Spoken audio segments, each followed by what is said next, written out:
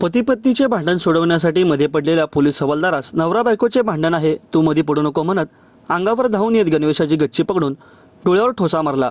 चौकीमध्ये नेताना चौकीचा दरवाजाही तोडला।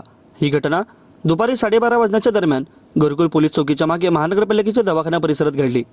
गणेश हनुमंतू काकडे वय वर्ष 29 राहणार ढोक बाबुळगाव तालुका मोहोळ याच्या विरुद्ध शासकीय कामात अडथळा आणल्याबद्दल गुन्हा नोंदवला गेला असून त्याला अटक करण्यात आली आहे। या प्रकरणी पोलीस हवालदार श्रीगर्द अनाथ गायकवाड MIDC पोलीस ठाणे सोलापूर यांनी फिर्याद दिली आहे। फिर्यादीत म्हटले आहे की दुपारी 1:30 वाजण्याच्या सुमारास यातील आरोपीची पत्नी सोलापुरातील महापालिकेच्या रुग्णालयात आरोग्य सेविका म्हणून काम करते। त्या दोघांमध्ये कौटुंबिक कारणातून वाद सुरू असल्याचे पोलिसांनी सांगितले। मंगळवारी 2 जानेवारीला दुपारी 1:15च्या सुमारास फिर्यादी गायकवाड यांच्या महापालिकेच्या रुग्णालयात आरोपी गणेश हा पत्नी सुषमा यांना मारहाण करीत असल्याची माहिती मिळाली। यावरून फिर्यादी आणि पोलीस अंमलदार असे दोघे तिथे गेले। दोघांनी मिळून आरोपींनी त्यांच्या पत्नी यांच्यातील वाद सोडवण्याचा प्रयत्न केला। मात्र आरोपी गणेशने नवरा बायकोच्या भांडणामध्ये तू मध्ये काय येतोस म्हणून फिर्यादीच्या अंगावर धावून गेला। त्याने फिर्यादीची गच्ची पकडून त्यांच्या डोळ्यावर ठोसा मारला। या झपाटीमध्ये फिर्यादीच्या गणवेशाचे बटन तुटले, त्यांचा शर्टही फाटला।